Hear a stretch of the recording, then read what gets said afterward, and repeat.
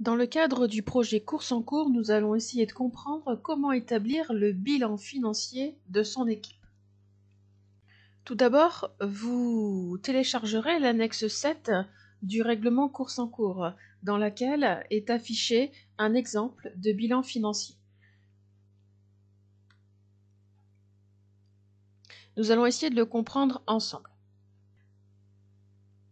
Dans l'annexe 7, il est indiqué que sur la fiche, il faudra faire figurer les recettes financières et les dépenses. Les recettes, ça va représenter l'argent que l'équipe recevra, essentiellement des sponsors. Les dépenses, c'est plus facile à comprendre puisque c'est l'argent que l'équipe dépensera. Nous retournons donc sur notre annexe avec le tableau que nous allons retranscrire sur une feuille de calcul.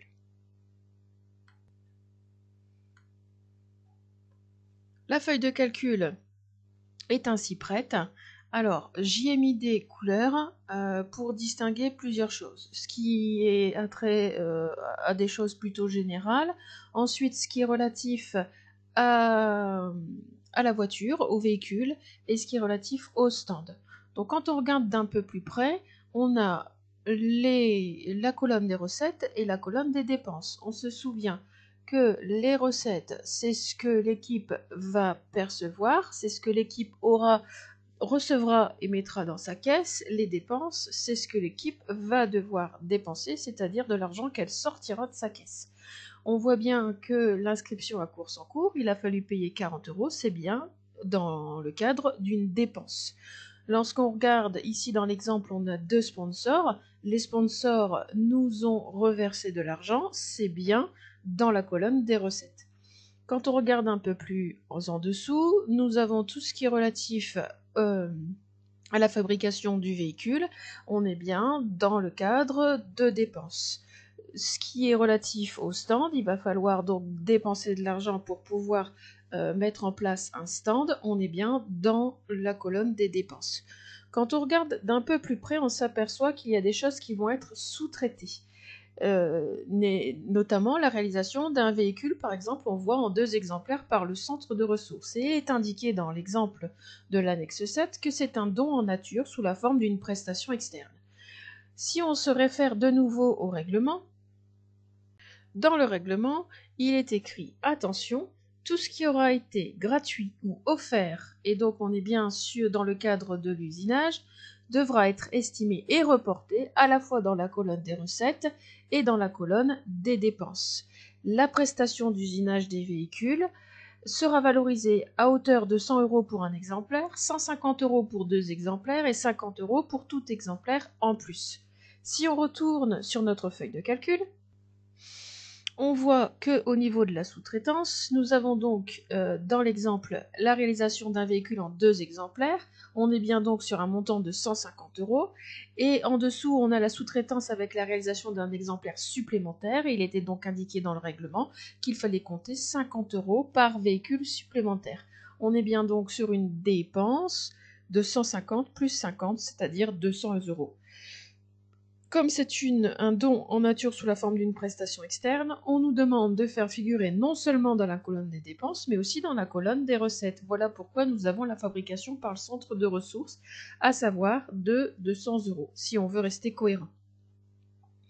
Maintenant, on va s'intéresser au calcul du total des recettes et du total des dépenses. On va donc se placer dans la cellule C20 et on va demander à la feuille de calcul d'effectuer ce fameux calcul, à savoir la somme de tout ce qu'il y a eu comme recette au cours de l'année de projet. Donc, on commence toujours par saisir le égal, ce qui va permettre à la feuille de calcul de comprendre le calcul qu'on va lui demander. On va utiliser la fonction somme qui va me permettre d'additionner tout ce qui figure dans la colonne C. Je m'aperçois que je suis à 885 € au total.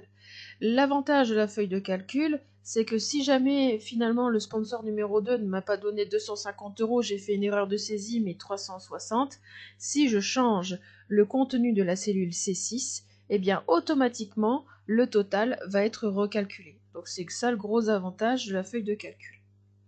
Je vais faire la même chose pour les dépenses, à savoir le total de toutes les dépenses. Je vais donc me placer dans la cellule D20 et de nouveau saisir la formule égale somme de tout ce qui est contenu dans la colonne D. Je peux faire comme ceci, ou alors je me replace dans la cellule C20, j'ai un petit carré en bas à droite, si je le saisis avec ma souris et que je l'étire, je fais comprendre que ce que j'ai fait pour cette cellule C20, à savoir calculer le total de tout ce qui figurait dans la colonne C, et bien comme j'ai tiré vers la droite, je lui fais comprendre que je vais faire la même chose avec le contenu de la colonne D. Et donc j'arrive à un total de 801 €. Voilà pour la première partie. La deuxième partie, il va falloir maintenant comprendre comment on établit le bilan financier de l'équipe, à savoir est-ce que l'équipe est endettée en fin de projet ou est-ce qu'elle a réussi à faire un bénéfice. Pour faire ce calcul, il va falloir réfléchir. Ça, c'est ce qu'il y avait dans ma caisse, et ça, c'est tout ce que j'ai dépensé. Donc, je vais lui demander de faire le contenu du total de mes recettes, moins tout ce que j'ai dépensé. Et j'arrive donc à 84 €, c'est-à-dire quelque chose qui est positif, et donc, du coup, ça veut dire que j'ai bien réussi à dégager du bénéfice. Voilà pour cette partie. Maintenant, je vais m'intéresser au coût de revient estimé par véhicule. On s'aperçoit que dans le règlement, si je reviens sur mon règlement, le coût de revient est de 183 €. On va essayer de comprendre comment ils sont arrivés à 183 €. Tout ce qui est relatif à la fabrication de mes véhicules, c'est en rose. Donc je vais lui demander de faire la somme de tout ce qui a été dépensé pour la fabrication de mes véhicules, mais comme c'est le coût de revient par véhicule, je vais diviser par le nombre de véhicules fabriqués. Là, j'ai une indication dans la mesure où j'ai réalisé 2 exemplaires d'un même véhicule plus un exemplaire supplémentaire. Donc je vais diviser par 3. Et je me retrouve donc avec ces fameux 183 que j'avais dans mon annexe. Voilà.